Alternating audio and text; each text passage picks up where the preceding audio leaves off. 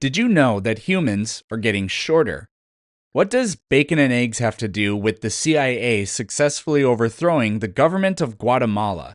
Which country has a life expectancy of only 14 years old? Learn the stories behind these and so much more in my new book, Facts That Aren't True. Link in the description.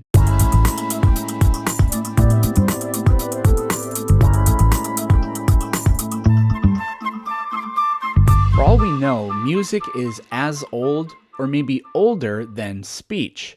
We have been listening to music for probably our entire existence. Our pre-human ancestors may have been doing some kind of music. Now, much like we'll never know what the very first language was, we'll never know what the first song or instrument was either. But we do know what the oldest known song is. It's called Hurryin' Hymn Number 6. I'm going to play that at the end, but just for fun, what about the oldest recorded songs?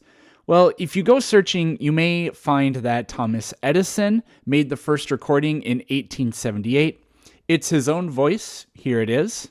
Mary had a little lamb, its fleece was white as snow, and everywhere that Mary went, the lamb was sure to go. However, that's not true. The first ever audio recording, at least that we know, was back in 1860 by a man named Edouard Leon Scott de Martinville, which I'm sure in French is pronounced completely different than that. But it's him reciting or singing a song called Au clair de la lune. Now that song goes like this.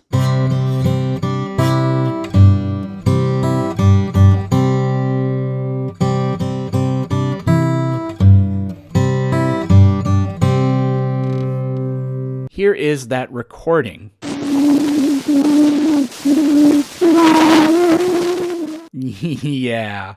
Well, happily, modern technology has been able to enhance that recording, so to speak, and here's the best fidelity we can get.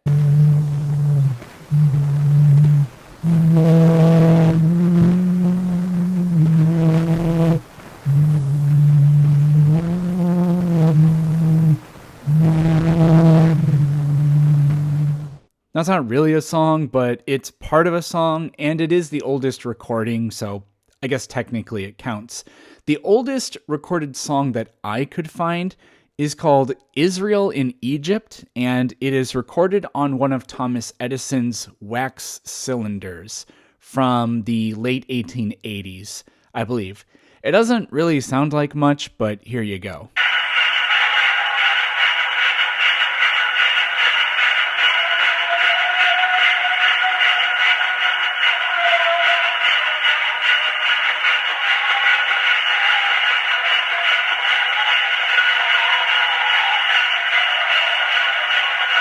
Edison was an interesting guy. He was so incredibly pragmatic. He thought that the phonograph would be used for, to make the world a better place.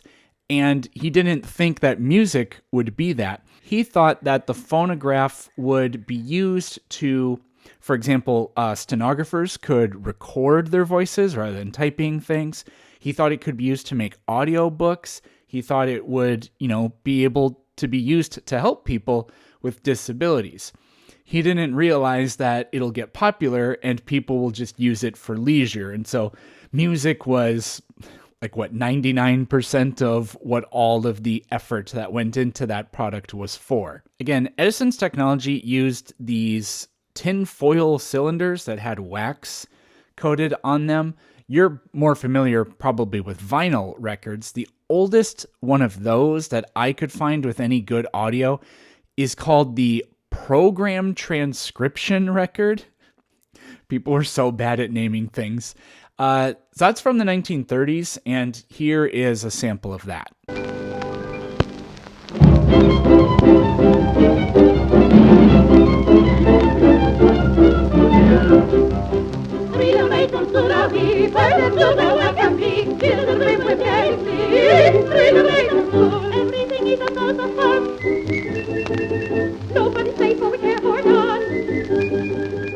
Now back to the oldest song. Again, Hurryin' Hymn number 6. I've heard Hurrian. I've also heard that it's more accurately pronounced Hurrian, so I don't know. I might just go back and forth. So it dates back to 1400 BCE, and it was discovered in the ancient city of Ugarit in present-day Syria. Now, it's written in cuneiform in the Hurrian language, the language spoken by the Hurrian people. So, Hurrian hymn, it's just what we call this song. It's called number 6 because it was one of many actually discovered. We don't know what the song's actually called. Maybe it never had a name. We just call it song number 6 from that group of people. And like I said, it was found alongside 29 other musical pieces. This is the most complete one. The others are just fragments that we probably can't construct much of anything from. We don't know what the musical notation or the tuning system that the song was originally intended for was. Some experts, actually perhaps many experts, they do seem to think that it used a heptatonic tuning, which is like what we have today. We have notes A, B, C, D, E, F, G, and then those just repeat over and over again. We do know what it's about. It's dedicated to Nikal, which was the goddess of orchards and fertility. Without knowing what instrument the piece was written for and how the instrument was specifically tuned, we'll never know for certain what the song is supposed to sound like.